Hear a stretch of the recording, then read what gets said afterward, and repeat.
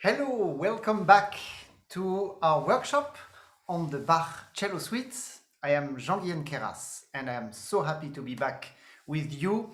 Again, a longer break between two episodes. I apologize for this. Things happen and we had a project, a wonderful project with my dear friends and amazing musicians, Belchea Quartet and Tabia Zimmermann. We played and we recorded the two Brahms sextet. This I will of course let you know when this on my social media when this is released.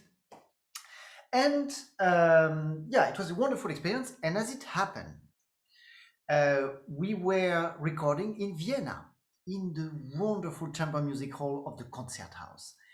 And on the last day of recording, after a very intense last day of recording, because we were a bit short on time, so we were working like crazy. And then we could, at last, on the evening of the last day, we could relax and enjoy and have dinner together. And who appears at the end of the dinner?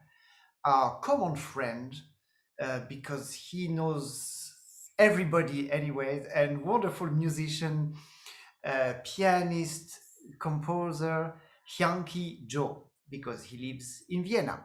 And it was so wonderful to see him back there. And I asked him if he could join us today for this episode. And he said yes, he made it possible. So thank you so much, Hyung-ki. And we will see him in about 15 minutes after we discuss the movement of the day. Movement of the day is the Courante from the Sixth Suite in this 33rd episode of our series. My goodness, that doesn't make us younger. And this Courante from the Sixth Suite, as most Courantes, it is, of course, after the Allemande that we talked about in the last episode, I would say more simple harmonically. The structure also is more simple, because basically it's not about transcendental feelings and thoughts and constructions like Bach gives us in some of the Allemands, in some of the Sarabands. But this, again, it's one of the dancing movements. And this will be again the case when we go to the gavottes and to the jig. And so, as always, it's a dance. What is our groove? What is our step? We are in 3, that's a courante, so 1 and 3, 1 and 3, 1 and 3.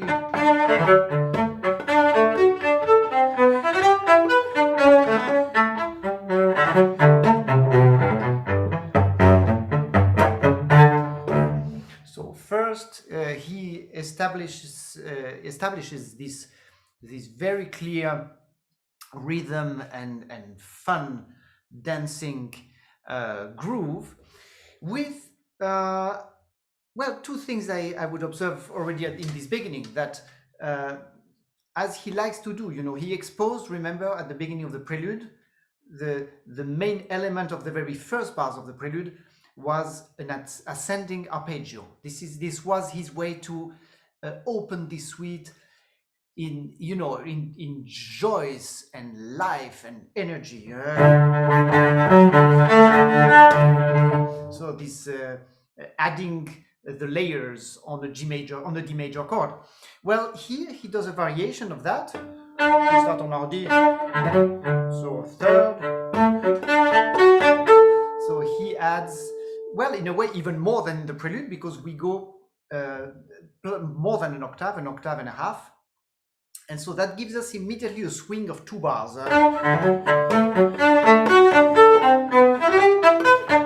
And then from here, we will have every bar another harmony.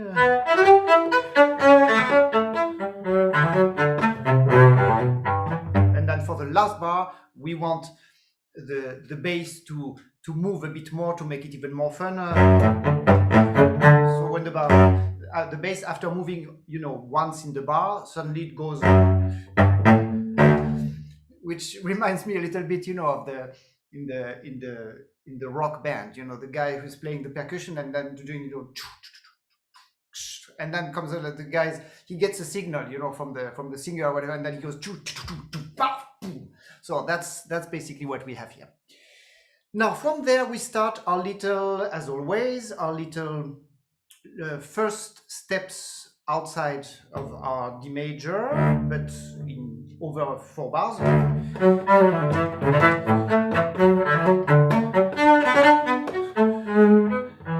So we have we reach our first little modulation to the neighboring A major, and here Bach seems to be wanting to rejoice at having reached a new territory, and he wants to stay there for a while. So we're going to stay on this E bass for a while, and we're going to start doing little, you know, I think of an acrobat in the circus, you know, little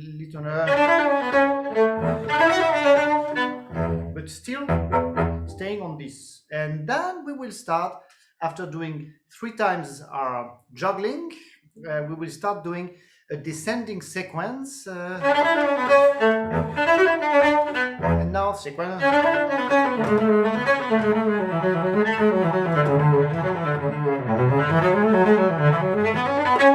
so like really non-stop 16th note. So Bach is rejoicing here at virtuosity that brings energy, and then we, for a moment, again explore our motive.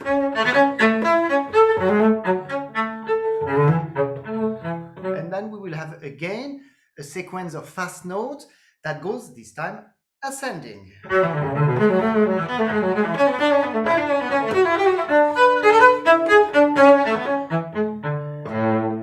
And that's the end of our first part. Now I want to just take 1 second now about this main motif that we have, super simple one, but nevertheless I love it, which is this upbeat, and then this 2 16th notes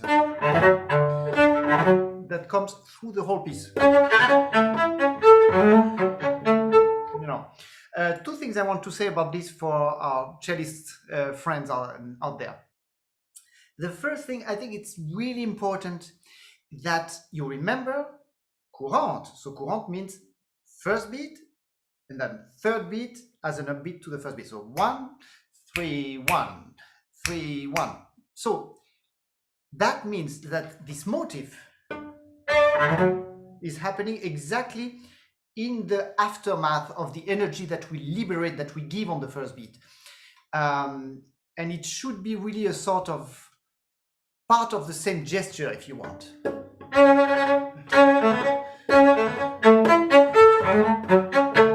You know, or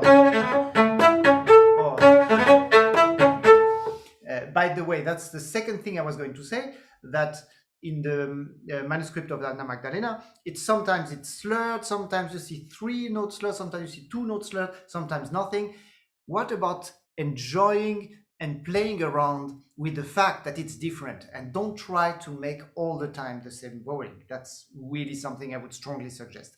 So, and then now coming back just to what I just said before, the reason I'm mentioning this thing about how to let this 16th note happen in the wake, in the energy of the first beat, is because very often, well, for years I did it, and now I have students coming to me and we think, oh yeah, the line starts there, so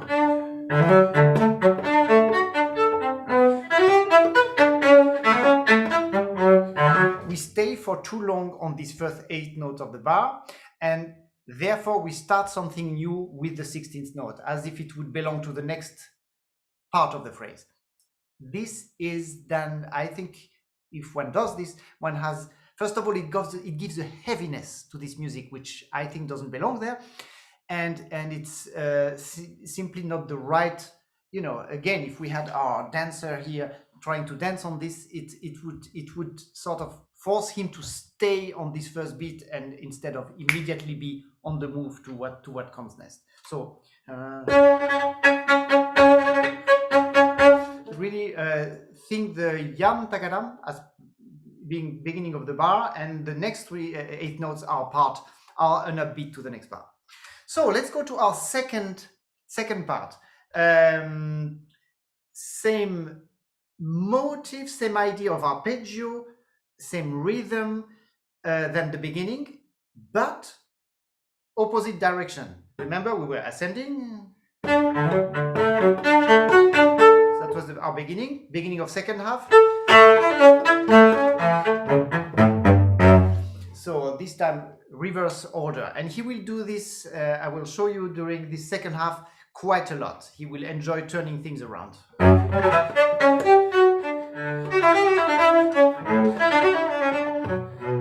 So now from here we have arrived in a more distant sort of B minor. Well, not really distant, but we will start a series of sequence, but where our 16th note material is even a bit more crafted, a bit more tricky also to play, I find, than the ones we have in the first half. Remember, they were sort of they not that they are easy, but they fall sort of under the fingers, and they are quite regular. Now we are going to start where we just arrived in this B minor.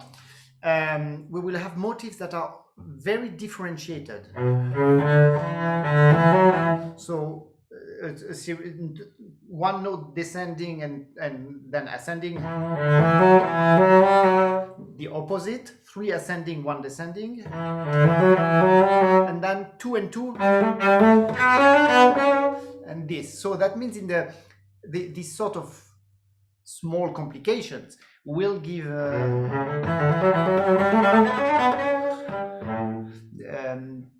different kind of life, and I think they need from us interpreter more attention. We cannot play them, as much in the swing as the one we had in the first half. I don't think. Well. That was not very good, but also I don't think it can be straightforward. We need to work a bit more.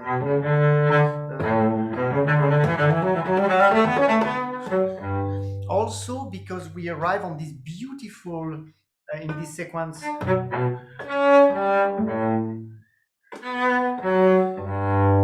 arrive on this beautiful chords. Also, they also need attention. And then we go for a longer streak.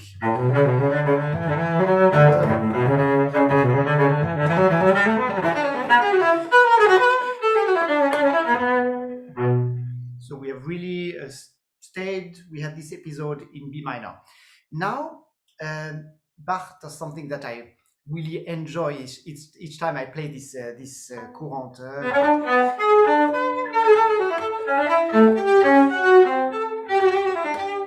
Which is that, remember our motive, a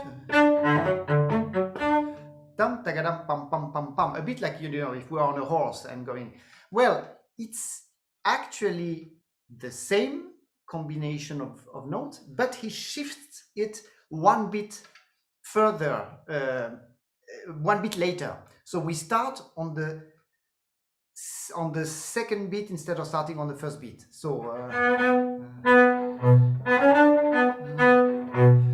3, 2, 1. Yeah, just for fun, for a moment, I will play this like it is at the beginning of the piece. So if I played 1, as you see, it's exactly like a, except that it's not anymore 1, it's the 1, 2, and this has 2 consequences for us as players. If you're a cellist out there, I think be aware of that, meaning this time you have a chance, you are that to really play this motif as the start of a line and not being just the mere consequence of the energy of the first beat. So, and then the other thing is that this note, which is actually our modulation to going back to A major,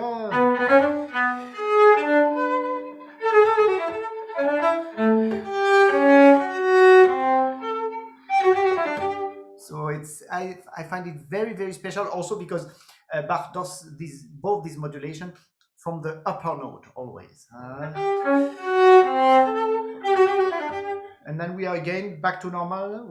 1.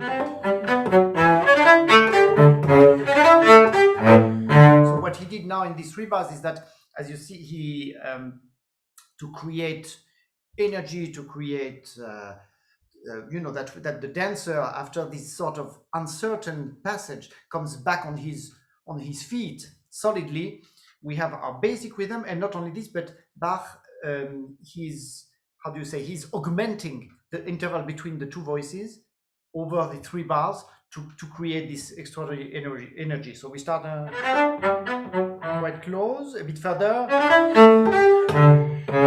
The bass goes down, the soprano goes up. And then we reach back our D major, the affirmation of our D major. Now, what do we do from here?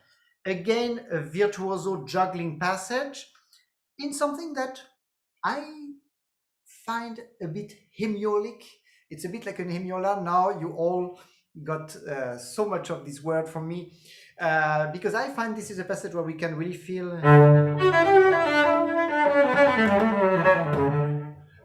it could be. I don't say it is, I say it could be. So if you want, if you enjoy it, why don't you do it? Or maybe in your repeat, something like this. Now we go again with something quite complicated, where there will be 1 modulation in every bar. And not only that, but our soprano is going to move chromatically. So this is always a way for Bach to add tension.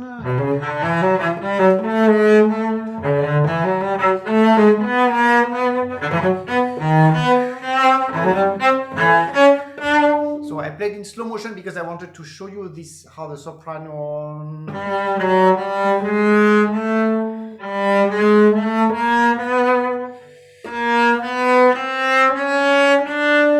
So, and as you remember, when he does these chromatic lines, it's adding tension. So, and all of this is ascension, right? Ascending.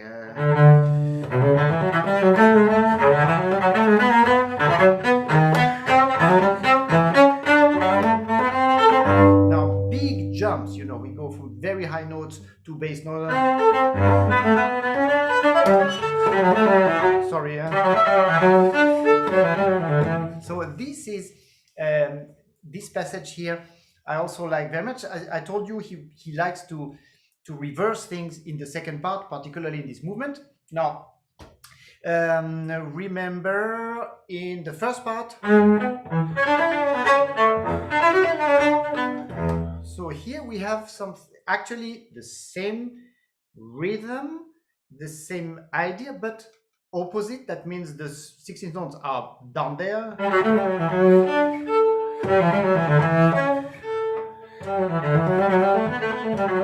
And not only this, but this series of 16 notes, this long streak of 16th notes. Remember in the first part, our first long streak of 16th notes was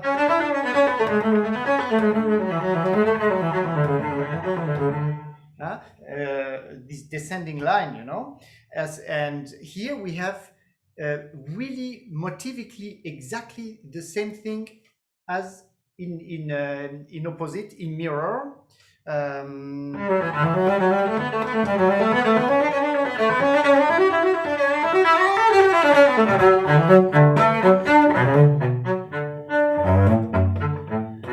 now these last 8 bars are like the same as the first part.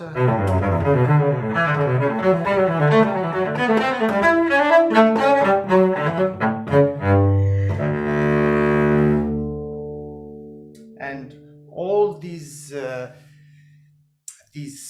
sort of dancing virtuosity and joy of life is exactly what we need between, if you remember, this quite ecstatic, beautiful Allemande, ornamented, very pure object, and the sarabande that is coming with all its chord, its richness, and its elevation, I would say. So here now is the moment to have our guest come and tell us what he thinks of Bach. Dear Hyung-ki, are you there with us? Can we Yes, see? Jean-Guihen. Ah, fantastic. Dear Hyung-ki, thank you so much for taking the time. Hey, thanks for having me. I could watch and listen to you all day, man. Oh, So fantastic. Really. thank you so much, Hyung-ki. It's I'm sure it goes. I mean, of course, for you guys, pianists, it must be the same thing multiplied by 100 because you have so much more repertoire by Bach for the keyboard. But I just don't get tired of this mix of uh, life, tenderness, joy, intelligence. It's again and again such a gift to get this from Bach when you open his score. I'm sure. How do you feel about this, dear Hyung-ki? Well, I mean, first of all, I absolutely love Bach. I love Bach so much. I mean, actually, a year ago, almost today, we experienced this first lockdown, worldwide lockdown, where things seemed quite gloomy and apocalyptic. I mean, you looked outside, it was like a science fiction movie. No one was out. It was like Day of the Triffids or War of the Worlds. I mean, it was really bleak. And people had no idea what was going to happen. And the one thing that kept my soul alive was playing Bach. And so that's how close it is to me. Very often, more often than not, but especially before a concert that I'm particularly nervous about, or that day I'm sort of feeling a little anxious, I very often will listen to Bach before I go on stage, backstage in the dressing room or in my hotel room. I just put on Bach. And and in fact, my next recital project is going to have tons of Bach in it. So Bach is a very important part of my life. Mm-hmm. Now, that being said, I have something very controversial to say, which is that, of course, we pianists, we're totally spoiled. I mean, we have 32 Beethoven sonatas. You guys only have 5, We have 27 Mozart piano concertos. You guys have only 0. Stop it. So, okay, end of this conversation. So, we have 48 present fugues, Italian concerto, etc., 6 suites here, English, French, toccatas, and so on and so forth. And of course, no question. I mean, you heard me that I love Bach, and there's no question he's the undisputed genius, probably of all time. However, within that, I would go so far as to say that I am jealous of not being able to play the cello suites, because I believe that the cello suites, how can I say this? Because it's stupid to say that they're superior to the keyboard works, because obviously the keyboard works have an incredible intricacy that the cello works or solo works never could have. I mean, obviously the contrapuntal writing in all the fugues and the alto fugue, I mean, there's no medium that could match that, his writing for organ or keyboard. But, well, first of all, obviously music is very subjective. And so first of all, I'll take that road and say that the cello suites, I think, are the best, are my favorite works of Bach. But I also think that they are more accessible works than the keyboard works. I think, and this is, I'm going to get attacked by all the violinists as well, because I even think that the cello suites are on a level higher than the violin suites and partitas. And what I mean by that is, I think that in the solo violin stuff and in the keyboard stuff, he is being his genius, clever self. And with the violin stuff, it's almost like, I mean, when you're Bach and you're such a genius, I mean, you kind of have to outdo yourself. I mean, he's not someone. So, but with the cello suites, I feel like he just let it happen. I don't really know how to explain it, but there's a simplicity about the cello. It's almost like, there's a saying in German, zu gescheit ist auch blöd. Too clever is also stupid. And I feel like with the violin pieces, I mean, of course, Chacon and all this, but it's almost like he was trying to be genius. And in the cello suites, he just is. And we have so much keyboard repertoire, but I've listened so many times to Goldberg variations, usually the Glenn Gould recordings, so many times. It's probably the thing I've listened to most in my life from the beginning. The Goldberg variations, both recordings and any others. So nevertheless, I would still rather play the cello suites than Goldberg variations. And funnily enough, during this lockdown time a year ago, when, as I told you, I was playing Bach to keep my soul alive, I kind of thought, well, I love the cello suite so much. There must be some amazing keyboard transcriptions of this. So I started looking to see what there was. Now, and I actually found, I was very disappointed. Like, for example, Godowsky, I think, is a masterful piano transcriber and writes wonderfully for the piano. I've played quite a few transcriptions. I played a transcription of his The Swan, Saint-Saëns' The Swan, he does beautifully. And I also played some other stuff, Die Forelle from Schubert, etc. And he's also a fantastic composer. But with the cello suites, and also he does some violin stuff on the piano, it's just too much. It's just trying to, you know, the cello suites are so simple, and I don't mean simple in a negative way. I just mean they're just so simply beautiful. And by even someone like Godowsky, who's so clever, it's like almost he was trying too hard. And I think it's very interesting that you don't find that many transcriptions of piano of the solo violin and cello stuff. Yes, Rachmaninoff did a little bit, but he was also very careful.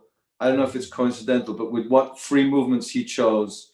And there's very little that's really good. And I think those solo works, also on violin and cello, they don't need anything else. They're so craftedly written that, and I remember Yo-Yo Ma talking about Bach. He said something like that Bach elicits the audience to be active or something, to take action, to fill in, to complete what's not there. Now, I don't know if Yo-Yo was talking about the Bach suites or whether he was talking about Bach in general, but that's definitely what I feel with the Bach cello suites, is that because it's only 4 strings and because it's only one line, let's say, harmony and all the other rhythmic agogicness and all that stuff is implied. It's not in your face. Right. And when you have it on a keyboard, let's say, or orchestrated, it's mapped out, and in a way it's kind of dumbed down. And the mystery and the beauty of the cello suites is that you have to fill in the gaps. You have to work to understand it, to follow it. And on the other hand, you can just lie down and just let it happen. So that's my opening statement, Your Honor, on the Bach cello suite. Well, it's we are very lucky because your opening statement is really basically a continuation of what we have talked a lot here in this workshop about, that probably one of the main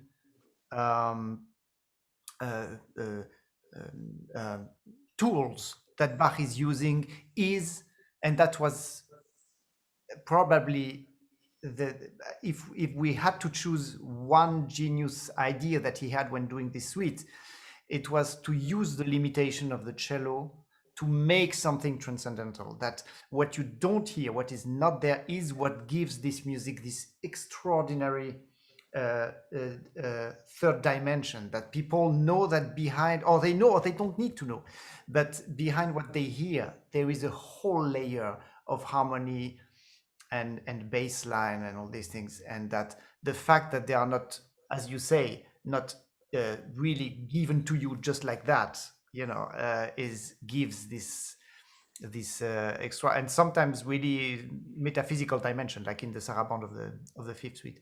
You were talking about that you were looking for transcriptions because you wanted to. Have you considered trying to do one yourself of one of the suites or some movements or something? Well, it's interesting you mentioned that because I actually spent I suddenly remembered that a long time ago, I actually took a class in performance practice with Kenneth Cooper, who actually recently passed away. And Kenneth Cooper was one of the great authoritarians on performance practice of Baroque times. And he even did, I think he even recorded with Yo-Yo, the Bach cello keyboard sonatas. Yeah, true. Yeah, beautiful recording. And so I was taking this class, and there was some assignment. I can't even remember what the assignment was, but I decided to take the saraband of the C minor Fifth Suite, the one you just mentioned, because I just thought, I mean, this piece is, I mean, I know I can't swear on Adagio, but, you know, WTF. I mean, this is unbelievable music. I mean, I'm sorry, I don't think, maybe Bach's Goldberg variation, the slow minor variation comes close to this, but this C minor saraband is something else. And I was so moved by it and so impressed that I wrote a piece based on it, a kind of unmeasured prelude. And actually Bach, I only discovered many years later, much later, that he also did kind of write some unmeasured preludes, which is more the type of thing that Louis Couperin would have done, which was a little bit earlier, of course, than Bach. And Bach's preludes are more, let's say, systematic, but there are one or two which are more free and more open, more this kind of unmeasured feeling. Anyway, I was trying to recreate this world of the saraband, sort of recomposed it, let's say. And I remember Kenneth Cooper was not very happy with me.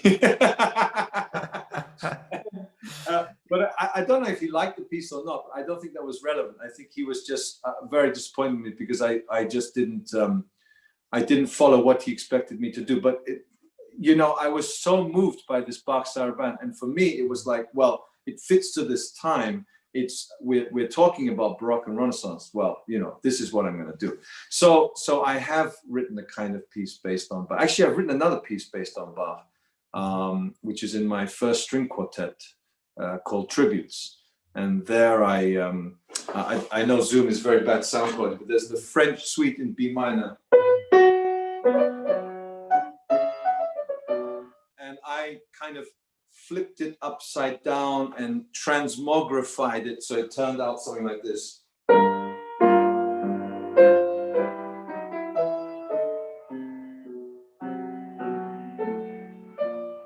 Etc., etc. So, but as far as an actual transcription of the cello suite, of course I'd love to do it, but I mean, if Godowsky couldn't do it, I don't think I can do it. It's a nice way out. I totally understand. I have a question. It's so wonderful. You know the how broad your activities are, and of course, many people know you through this absolutely genius work you do in the Igudesman Joo duo, and I think you guys are just such masters in presenting to us great music playing and working with our neurons and making us laugh and yet rejoice about music. So it's absolutely really a fantastic brand that you guys created, and it's each time.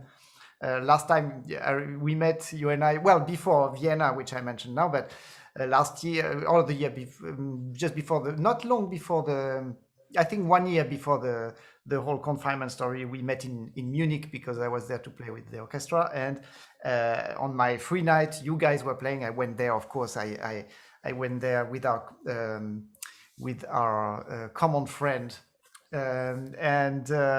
Yes, and so basically what I wanted to say is that when you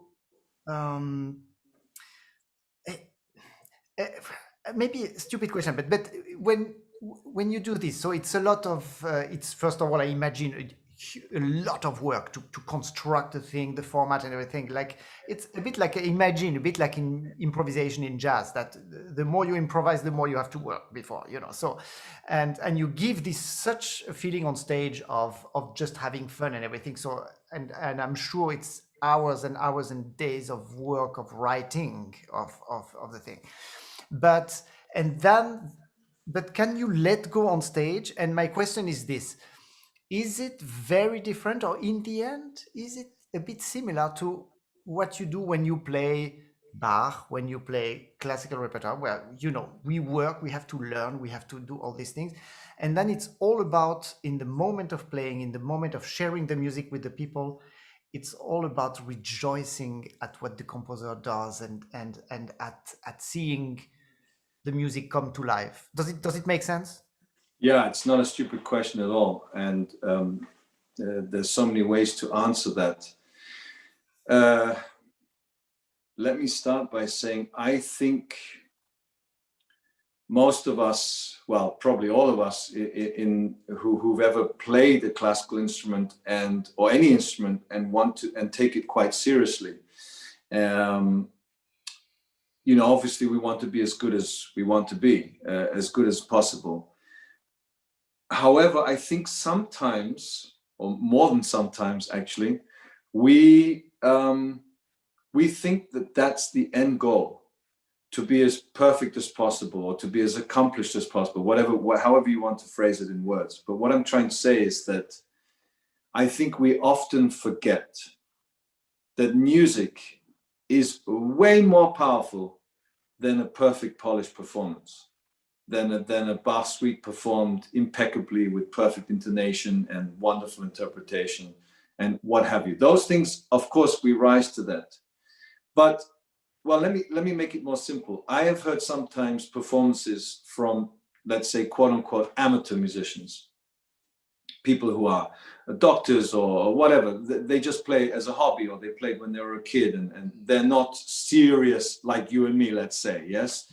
They don't pay their rent from what we do, and they don't, you know, whatever, make recordings like, so, etc., etc. So from that point of view, they're amateurs. But I have sometimes been more moved by their performances than people who are professionals, because there is a transmission of energy, of love and dedication to what they're doing, which transcends all the wrong notes and the wrong bowings and the bad pedaling and what have you. And I think that message, that intention of what you wish to say, in my opinion, way outweighs the execution. And so, in other words, I think that when it comes to people like you and me, yes, of course, we practice and we want to do our best. But what is it for? It's so that when we are in that situation where we're about to communicate Bach or whatever, that we just let go. And we let the magic happen. And we are so, especially in the classical music world, because it's all about a certain type of recreative execution of the printed material on the page. We get blinkered by that, and we think that that's what we have to convey. And I think that inhibits us and prevents many of us from really transcending and really giving a message across. And I believe that that's the power of music. So, and I think that's where jazz musicians and other type of musicians maybe have a slight advantage, because their thing, and well, it's funny, we're talking about Bach, because we all know that during Bach's time, they improvised. I mean, many of Bach's scores are only 50% finished because the rest of it was left to the performer. So we've completely lost that tradition. Until the beginning of the 20th century, we still had that tradition of improvisation. And I think it's a big shame that we've lost that. And I think, yes, it's all about it in that. I mean, you know, Federer and Nadal, I mean, they're not thinking about their forehand and you know, the spin of the ball or whatever. I mean, they let go. At that moment. They're playing. And there's something else that takes over. You have to just trust. You have to lean back. You have to fall into the abyss of the unknown and let the magic happen. Let the work, trust that the work has been done, and then just have fun. Great. Dear Hyung-ki, I could listen to you the whole night. We have to leave we have to leave the stage for the next show on Idagio here on the platform. Thank you so much for taking the time. It was really wonderful to see you again, and hope we see again each other in real, like a great surprise, like last week in Vienna. Yeah, fantastic. And I want to say something. I know it's going to sound very obsequious, very much like I'm flattering the interviewer, but I have to say that I absolutely love your recording of the Bach suites. Oh, thank you so much, Jean-Guihen. Thank you. I'm not saying that because you're there. I really love it. I think it's just beautiful musicianship, and it's really one of my favorite recordings to listen to. Thank you so much. Thank you so much. Dear friends, exceptionally this time, I can say quite